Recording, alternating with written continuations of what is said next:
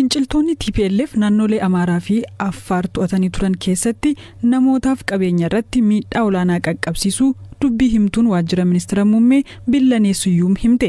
Waraanni mootummaa Itoophiyaa Laalibalaa fi Dasee dabalatee iddoowwan kana dura TPLF'n qabamanii turan gadhiisisuu himaa jira. Hooggantoonni waraanaa TPLF ammoo iddoowwan kunneen tarsiimoo waraanaaf jennee keessaa baanee jedhu. Billaneen naannolee mootummaan amma qabate keessatti finciltoonni TPLF manneetii jireenyaa, baankiiwwanii fi manneetii daldalaa barbadeessuu ragaa akka qaban ibsiteetti. Sarbamni mirga namoomaa Hamaas qaqqabeeraa jetti. In addition to the destruction of property directly affecting many lives, there is evidence emerging. TPLF naannolee magaalaawwan to'atee ture keessatti qabeenya barbadeessuu irra darbee lubbuun namoota akka darbuu taasiseera. Naannoo Amaaraa magaalaa Gaashanaa dabalatee iddoowwan TPLF'n qabamanii turan keessatti namoota nagaa irratti ajjechaa jumlaa fi gudeeddiin akka dhaqqabee ture gabaasni nu gaheera. Garee kana itti gaafatamaa gochuuf qorannoon dabalataa adeemsifamaa jira. Ta'us biyyoonni lixaa fi dhaabbileen idil addunyaa sarbama mirgoota namoomaa TPLF'n naannoo Amaaraa fi Affaar keessatti raawwatamuuf xiyyeeffannoo kennuu dhiisuun ejjennoon isaanii siyaasaa akka qabu agarsiisa. And Afar regional regions makes it clear that there might be some politically motivated and double standard position.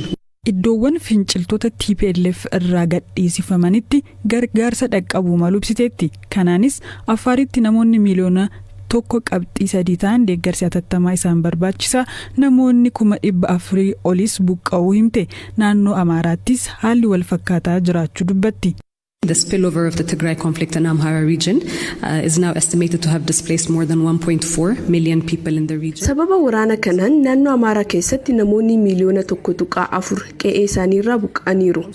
Injifannoon raayyaa ittisa biyyaa magaalaawwan naannoo Amaaraa keessatti argateen nyaata meetirik toonii 28,000 ol namoota miliyoona 2 ta'aniif kaabaa fi kibba Walloo fi kaaba Shawaatti raabseera.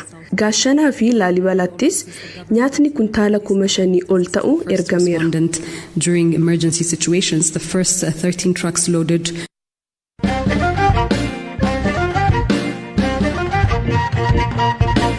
Abbaa Gadaa Karrayyuu Kadir Hawaas boruu dabalatee namoota 14 torbee darbe ajjeefaman waliin qabamanii kan turan namoonni biroo 20 caalan achi buuteen isaanii dhabamuu maatiin isaanii BBC'tti himan. Warra du'an obbaafannee warri achi buuteen isaanii dhabameef boo'aa jirraa jedhan jiraattonni dubbisne. Hanga yoonaa qaamni isaaniif birmatee rakkoo isaaniif fala barbaaduu yaale akka hin jirres himataniiru. Hamza Hussein gabaasa qaba. Torbee darbee muddee tokko bara 2021 guyyaa roobii aanaa Fantaallee Abbaa Gadaa Karrayyuu Kadir Hawaas dabalatee yaa abbootii gadaa Karrayyuu keessaa namoonni 14 ajjeefamu jiraattonni BBC'tti himanii turan. Namoota ajjeefaman caalaa dhimmi namoota 20 caalanii kanneen achi buuteen isaanii dhabame akka isaan yaaddessaa jiru jiraattonni aanaa Fantaallee kunneen nutti himaniiru. Obboloota garaa tokko lama dabalatee maatii isaa keessaa namoonni 3 ajjeefamuu fi 5 achi buuteen dhabamuu ka hime jiraataan aanaa Fantaallee sodaa nageenyaaf maqaansaa akka hin eeramne gaafate. Ammallee achi buutee maatii isaa dhabuu hima. Maatii keenya keessaa nama 2 kan lubbuun isaanii darbe tokko gosummaa ta'eeti garuu nama sadaffaadha inni nurraa xiqqochisiqa. Isaan warri lamaan kun warra hangafaaf qutusuu obboleeyyan garaa tokkooti. Namni dhabame nama gosa keenya keessaa nama 5 isaan warra kaanii warruma gadaa keessaa fuudhaman. Miirri keessa jiru miira gaddaati. Sababiin isaa namni 23 haga ammaan argamne namni 14 bakka itti awwaalle.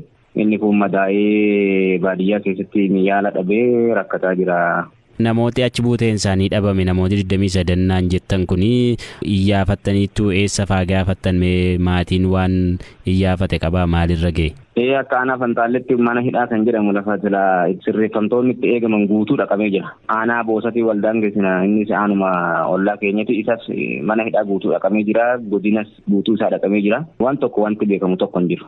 Namni mee dhimma kanaan wal qabatee yookiin qaama mootummaa irraas haa ta'u gumii abbootii gadaa irraa bakka biraa irraas haa ta'u namni dhufee iyyaafate hin jiru namni qe'ee sana dhufee gaafate hin jiru. Waan tokko hin dhufne abbootiin gadaa warri gurbaa kana abbaa gadaa Karrayyuu kana wajjin hojjetaa turanii walitti dhiyeenyanii kan isaan baay'ee wal jabeessaa turan nama fakkeenyaaf akka abbootii gadaa barreessaa abbootii gadaatti goobana hoolaafaa nama fakkeenyaaf baay'ee walitti siqa abbaa gadaa wajjin waltajjii mootummaa iddoo adda addaa deemanii hirmaataa turanii garuu eegataatiin kun taate takkaa nuti abbootii gadaati waan kana gaddinee jirra hin jenne qaamni kamiyyuu dhufee namni kana gaafatus hin jiru. Jiraataan aanaa Fantaallee kabiraan obboleessi abbaa isaa ajjeefamuu hime kanneen achi buuteen isaanii dhabameef teenyee gaddaa jirraa jedha. Uummanni kun nama 14 sana fide awwaaleera. Isaan immoo awwaaleera jedhee garaan isaanii tokkicha ta'eera. Namoota dhabaman kana garuu haga ammatti eessa akka seenan yookaan immoo du'anii reeffa isaanii bineensi nyaate haa ta'u wanti beekamu jiru. Deemanii akka barbaanne immoo eessatti akka gatan wanti beekan hin jiru.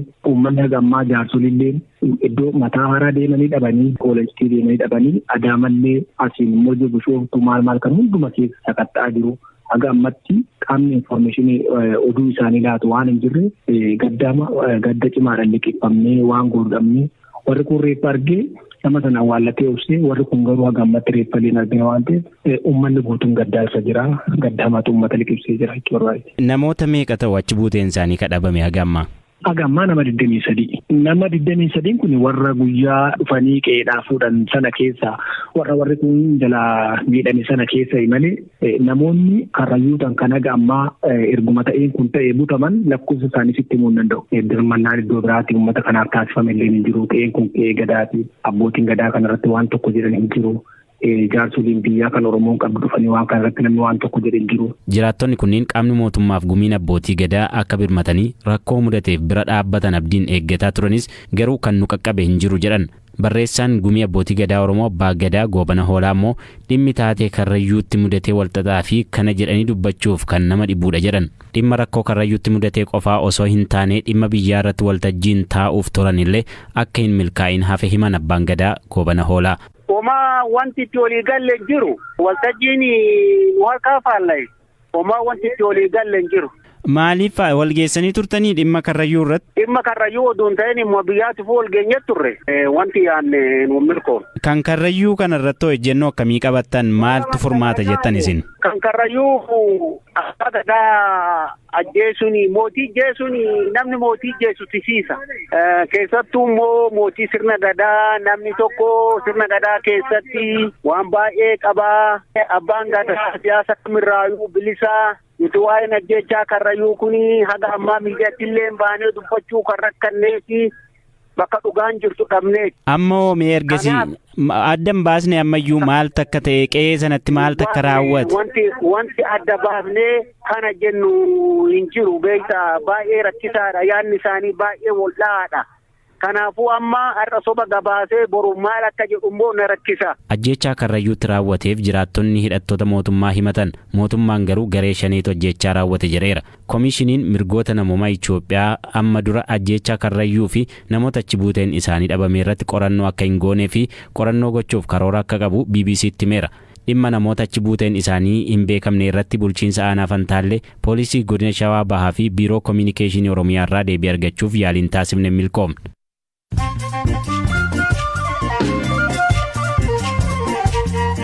Odeessaalee gaggabaaboottan ce'a Keeniyaa magaalaa Naayiroobitti poolisiin tokko haadha warraasaa dabalatee namoota 6 dhukaasee erga ajjeesee booda yeroo suma ofiis ajjeesuu poolisiin hime.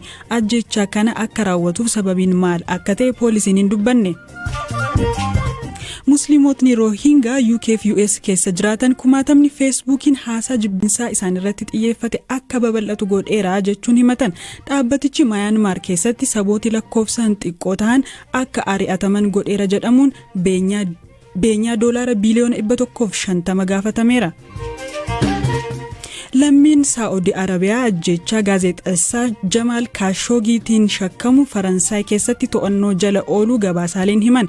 Gaazexeessaa Jamaal Kaashoogiin mootummaa Saa'udii qeequun kan beekamu yoo ta'u waggoota 3 dura ture. Imbaasii Saa'udii Istaanbul argamutti kan ajjeefame. Ameerikaatti hoogganaan dhaabbata tajaajila manneenii walgahii onlaayinii Zoom jedhamuun hojjettoota 900 ari'ee qeeqamaa jira. Gahumsaa fi oomishtummaa akkasumas gabaa jirutu akkaan hojjettoota koo ari'uu na taasisee jedheera. Volkaanoon Indooneeziyaa keessatti dilbata darbee dho'e yoo xiqqaate namoota 34 galaafachuu eejensiin ittisa balaa biyyaalessaa hime. Namoonni 17 ta'an ammoo ammallee bakki buuteen isaanii hin beekamu. Dawaan salquunnamtii si'eessuuf oolu Viagraan dhibee dagachuu wallaanuuf fayyadaa jedhame. Qorannoon seelota sammuu irratti gaggeeffaman akka akeekanitti dawaa salquunnamtii si'eessuurraa pirootiiniin argamu dhibee waa dagannaa fayyisuu danda'a jedhameera. Odeessaaleen gaggabaaboo kanuma.